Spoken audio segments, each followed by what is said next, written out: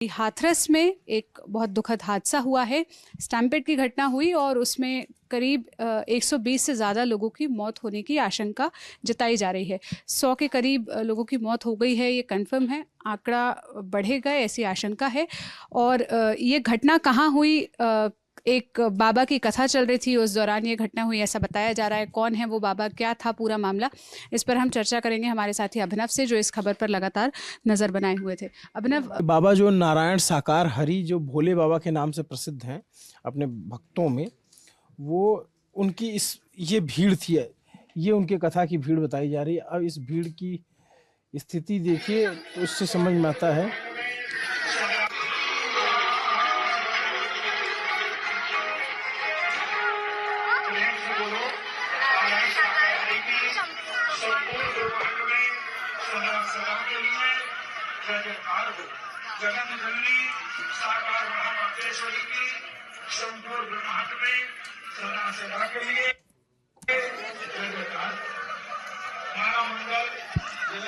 ये वो वीडियो है। अब इससे आप अंदाज़ा लगा लीजिए कि हादसा हुआ होगा तो क्यों हुआ होगा। ये जो बाबा नारायण साकार, एक आपने शब्द सुना, ये उनकी तस्वीर देखेंगे तो ये किसी, जैसे आमतौर पे हमारे दिमाग में बाबाओं की इमेज है, उस तरह के बाबा लगते नहीं हैं। और इनको ये उस तरीके से, ये भाई साहब जो हैं ये सूट पहनते हैं, टाई पहनते हैं, ये इनकी पत्नी है और ये दरबार लगाते हैं। ये बेसिकली रहने वाले एटा के ही हैं। एटा जो पश्चिमी उत्तर प्रदेश के, जब आप थोड़ा और नीचे बढ़ेंगे तो वो एटा ज़िला पड़ता है, हाथरस के पास में। ये इनकी कुछ और तस्वीरें हैं जिससे आप थोड़ा सा आप अंदाज़ा लगा पाएंगे कि ये बाबा कौन है। ये उनकी तस्वीर है। अब हमने इनके बारे में जानना शुरू किया तो ये वो बाबा हैं। अब इनकी कहानी भी बड़ी दिलचस्प है, हम अभी कहानी पे भी आते हैं। ये इनकी पोस्टर्स छपते हैं इस तरीके से, नारायण साकार हरि परमात्मा, गुड मॉर्निंग के मैसेज के साथ। ये एक और तस्वीर है। और इनका अगला कार्यक्रम आगरा में होने जा रहा था। अब ये बाबा जो है, इनके बारे में मैं आपको बता दूं कि ये एटा के एक बहादुर नगरी गांव है, वहाँ के रहने वाले हैं। ये कोई चमत्कारिक संत अपने आप को होने का दावा करते हैं। और इनकी जो पढ़ाई लिखाई थी, बताइए, एटा के थी। ये पहले पुलिस में थे, पुलिस में इनकी ड्यूटी थी। और वहाँ पे इन्होंने 90 के दशक में इन्होंने वीआरएस लिया और वीआरएस के बाद फिर ये बाबा बन गए। अब बाबा बनने, ये पहले बताते हैं, इनकी डिपार्टमेंट, इनका इंटेलिजेंस डिपार्टमेंट में भी इनकी पोस्टिंग थी। फिर ये 18 साल की नौकरी की, 18 साल तक नौकरी की, उसके बाद छोड़ दिया। फिर ये बताया गया कि बाबा जो है वो, इनको अचानक से कहीं से दिव्य ज्ञान प्राप्त हुआ। इन्होंने कहा कि हम जो है उसी परमात्मा के अंश हैं, और फिर बाबा बन गए। इनके बहुत लाखों चाहने वाले हैं उस इलाके में, बहुत बहुत बड़ी संख्या में लोग इनको जानते हैं, चाहते हैं। और इनके पास नेता भी खूब जाते हैं, और अच्छे अच्छे नेता जाते हैं। जैसे ये एक ट्वीट मैं आपको दिखाऊं तो अखिलेश यादव का ट्वीट है। ये उत्तर प्रदेश के पूर्व मुख्यमंत्री और फिलहाल कन्नौज के सांसद। ये उनके किसी नारायण साकार हरि की संपूर्ण ब्रह्मांड में सदा सदा के लिए जय जयकार हो। ये 3 जनवरी 2023 की इनकी फोटोज़ हैं। ये बाबा जी सत्संग कर रहे हैं, उनके बगल में इनकी पत्नी बैठती हैं, और ये अखिलेश यादव उसमें गए हुए थे। तो कई सारे इनके भक्त जो है, भक्तों की संख्या बड़ी में है, और इतना लाइमलाइट में नहीं है जैसे बाकी बाबा हैं, लेकिन इनके पास इनके चाहने वालों की संख्या बहुत ज़्यादा है।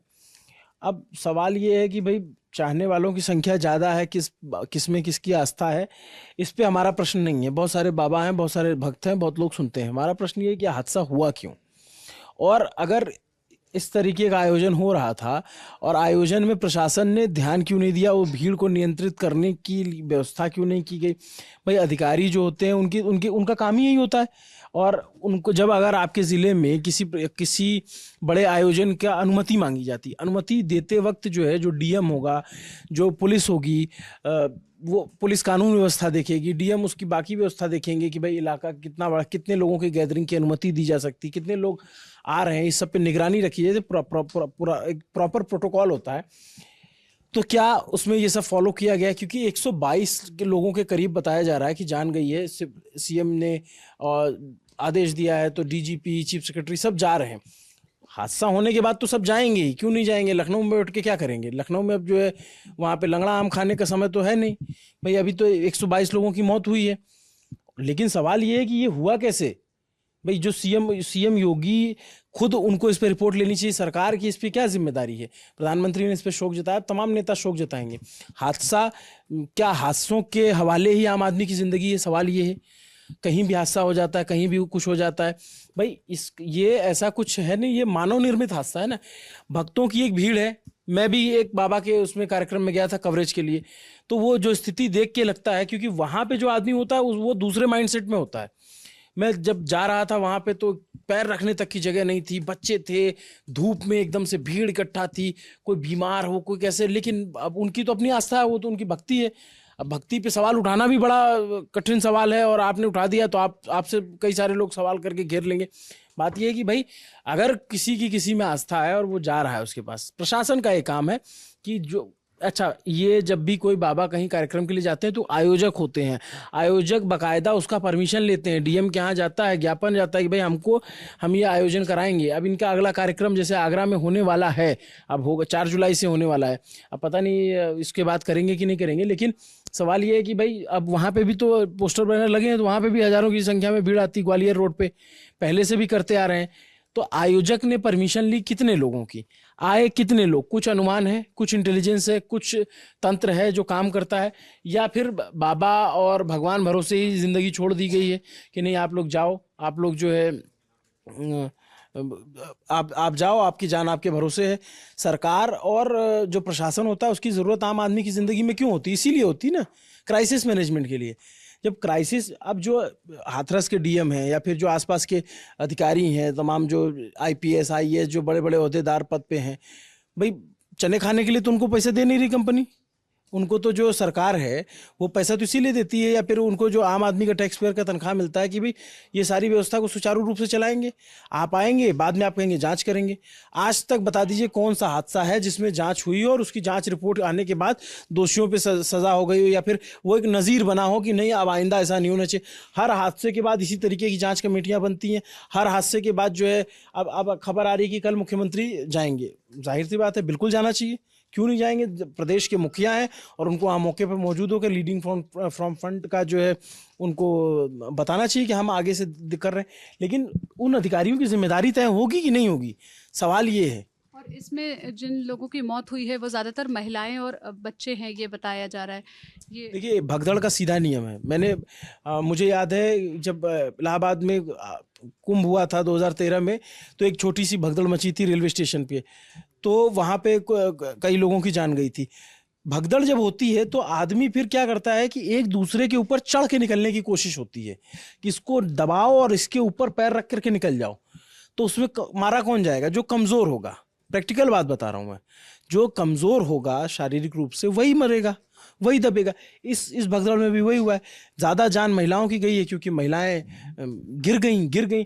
अच्छा, पहनावा ऐसा होता है, साड़ी पहन रखी या कुछ पहन रखा है, तो आप कई बार साड़ी में पैर फंस गया, आप उठ नहीं पा रहे हो। ये एकदम मतलब प्रैक्टिकल सी चीज़ है कि कोई एक बार सामान्य आदमी पैंट शर्ट पहन के गिरे या फिर जीन्स में गिरे तो एक बार उठने की कोशिश, साड़ी में गिर जाने के बाद उठने में भी, संभलने में भी वक्त लगता है। और जब हज़ारों की भीड़ इस तरीके से भाग रही तो महिलाओं की जान गई, बच्चों की जान गई। इसका जिम्मेदार कौन है?